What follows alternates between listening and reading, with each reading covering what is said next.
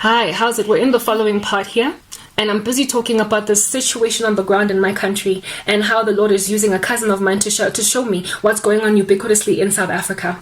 How it is that there are people that are so stubborn despite being evangelized, despite God calling them, despite God reaching out his hand to take them out of the fire, despite the Lord dangling their head, keeping them suspended while they're dangling over the flames of hell, telling them, just let me pull you up. These people are deciding to go out with a shout, to go to hell with a bang. And the Lord showed me that there is an entity, a prince essentially, over the country that's causing witches to be this defeatist, that even though they've been caught, even though their stuff is no longer so popular, even though the country's fed up with them, they don't want to repent. They thought they were going to get away with this. They thought they could anonymously continue in this way, but they got busted. And in their being busted, they want to go out with a bang. They want to go out with a bang, you guys. And if this is your country, then I guess you might as well also be South Africa. Like, we are all in trouble in some way. God gave me, so I came out of nightmares of this nature. I once also had another dream of my cousin in, like, what would be the time. It was a dry, arid land that was very hot. Like, the rocks were hot. They were burning.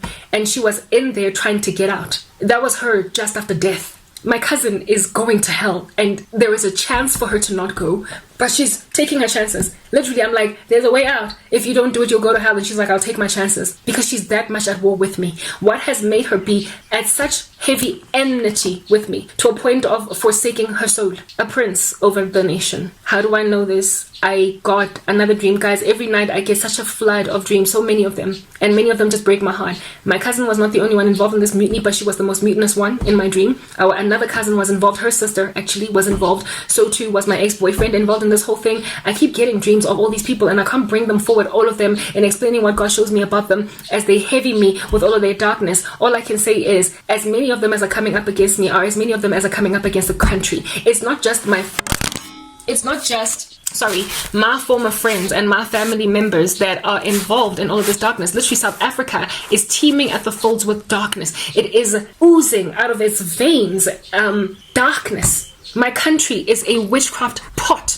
It is a cesspool of darkness. And so many people are victims of these witches, yet more so also people being witches themselves. Nobody can breathe. No one can breathe. Mo South Africa, guys, it is bad. And maphelo a batho a tshwa ke boloi.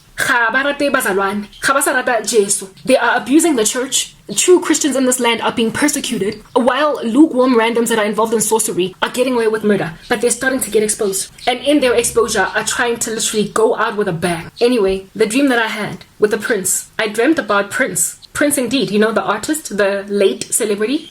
He was in my dream seated next to what I understood to be Satan.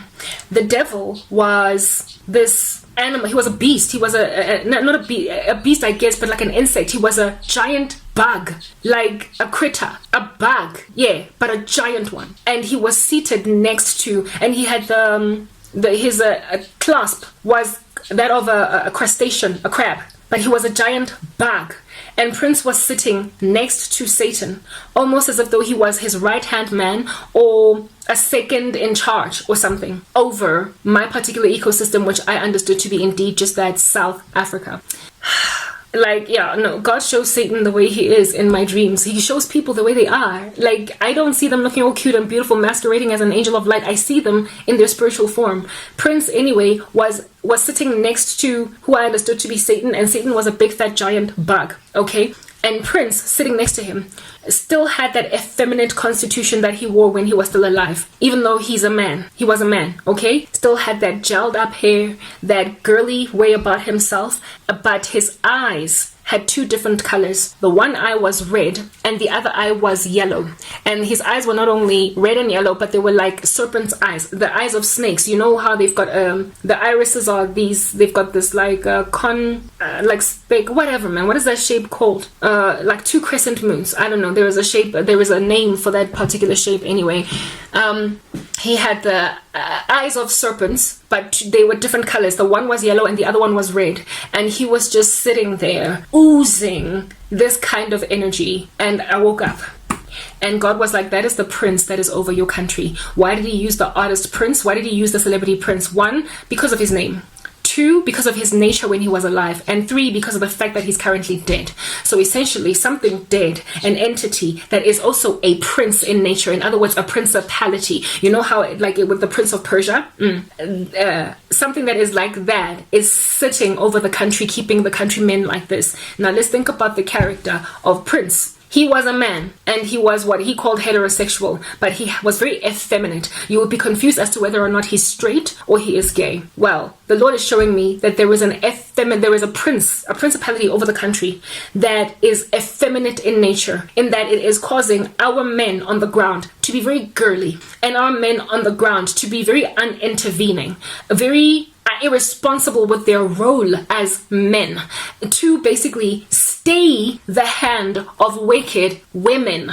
Long story short, Ahabic, in that Jezebels are being made to run rampant, loose, amok. God has told me before, described South Africa as being with the constitution of the church at Thyatira, in that they are tolerating that woman Jezebel. I have lamented, I don't know how many times in my country, that men, why aren't you doing anything to rescue me? I am this damsel in distress. Get out of your darkness. Not only have men ignored me, they also are scared out of their mind to stand up against satanic women, Jezebelian women, like women who are very bossy, very full of leadership, and run them into the ground. They literally build policies for these men and tell them, outwork them. You know how Ahab was nervous at stealing Naboth's vineyard, and he repented, and he was given mercy as a result. A man that has a conscience, a man that realizes that everything is not right on the ground and that he's married to an evil woman, but a man that will do nothing about it, that will continue to follow after this wicked woman that is bringing Baal worship into the land. That is what is currently happening in South Africa. Our men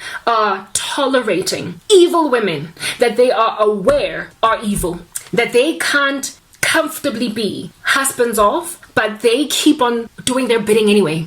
They have been made little girls. They are effeminate. Ahab was an effeminate king because he could not stand on his authority as a man. He let a woman run the show. He refused to take on his position as king and lead God's people in the worship of God. So it's not that these men are not convicted of what is wrong. It's that they're like Ahab. They are allowing a woman to drag them through the mud.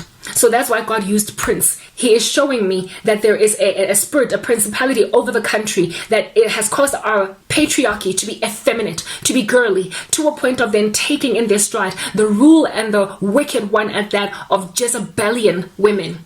So essentially the whole country gets made into Israel in the days of Jezebel.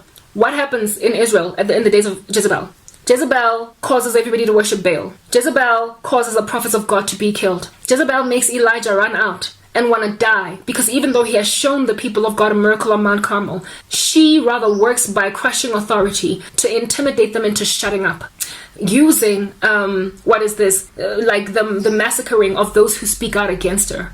She said of Ahab, may the gods deal with me ever so severely if by this time tomorrow Elijah is not dead. Right? She said Elijah, after Elijah fled into the wild, she basically sent out a decree that this man better die or else. And Ahab did absolutely nothing about that. Ahab also could not stand the prophets of Baal because they kept on prophesying negatively against him, to a point where he ended up going into a battle where he was prophesied to lose in, and he actually ended up dying. So these prophets of God but these namby-pamby men end up even disregarding prophecy about them that, albeit initially they did believe. So they literally lose their godliness or their propensity or their capacity to respond to the gospel. They lose it by listening to Jezebel long enough. And that is the curse on the land. Prince was an effeminate man that was nonetheless heterosexual, just like Ahab. Men that marry women, but they're not the leaders of their households. They are not the heads of their countries. Where a female spirit is running the show, but it is veiling itself